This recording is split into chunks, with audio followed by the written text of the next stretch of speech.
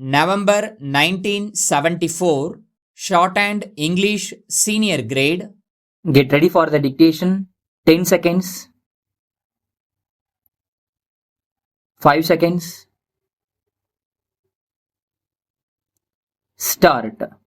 Mr. Chairman, I am very much indebted to your invitation to me to speak to you this evening. I am deeply touched by your kind words, which I am sure reflect the sentiments of the people of this great country. You have always shown deep understanding of not only the hopes and aspirations of our people, but also the trials, tribulations, and varied problems we had to labor against during our historic struggle for liberation.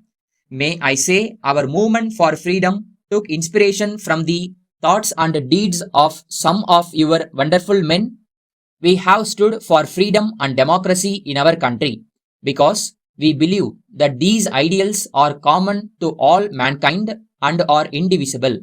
We realize that what takes place in one part of the universe has its echo in other places as well and affects the thinking of all people. On an occasion like this, I know you will expect me to say something about my people and their culture.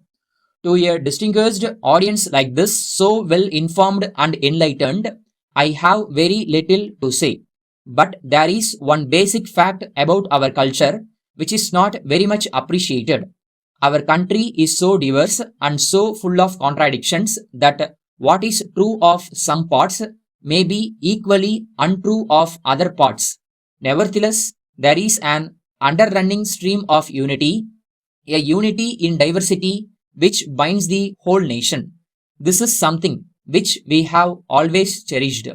Again, our country is one of poverty, but one which is fighting it with all its strength. If I were to select just one quality of ours, which is essential for the working of real democracy, it is tolerance. Last week, I was in another place, which is also a great democracy, and I was asked a similar question about our high ideals and so on. My answer is simple. Like other countries, ours also is inhabited by human beings, and not all human beings are able to live up to high ideals. All the same, we must endeavor our best to work our way, often by difficult and painful means. Democracy means so many things. In the West, the meaning given to democracy is there should be a two-party system of government and that people must vote for one party or the other. In our country, we are often told that because we have too many political parties, our democracy is not complete and that we must endeavor to evolve a two-party system. This, to my mind, is rather odd because two parties cannot observe and assimilate all that is canvassed.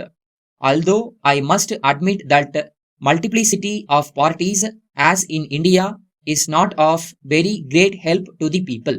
Nevertheless, it is one pace in the process of evolution, and I do not think that it affects the basic concept of democracy. India, by and large, has always remained a democratic nation. This sense of democracy, if I may use the expression, has derived from our heritage of tolerance, which is an old quality in Indian philosophy and in our own way of life. It is up to us all to foster and sustain this spirit. I have mentioned about the quality of tolerance, which is the hallmark of any culture. We have wedded ourselves to the democratic way of life.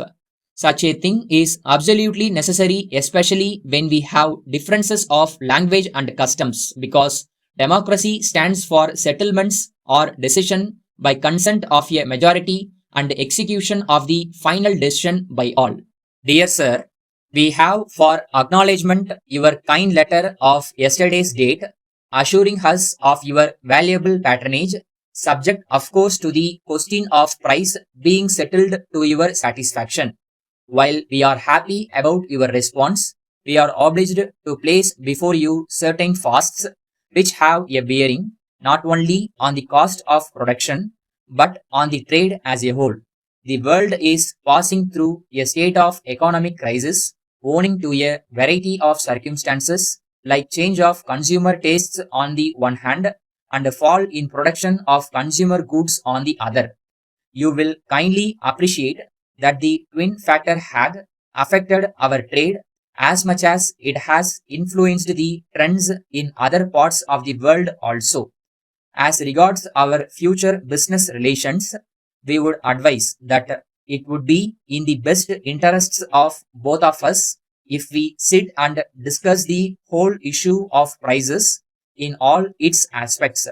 We believe that a free and frank discussion will provide an opportunity for us to appreciate each other's point of view better and to arrive at a mutually advantageous arrangement. In all probability, our chief representative will be calling on you next week when you could let him know the date and time convenient to you so that we may go ahead with arrangements for the meeting. Assuring you of our continued services, we remain yours faithfully.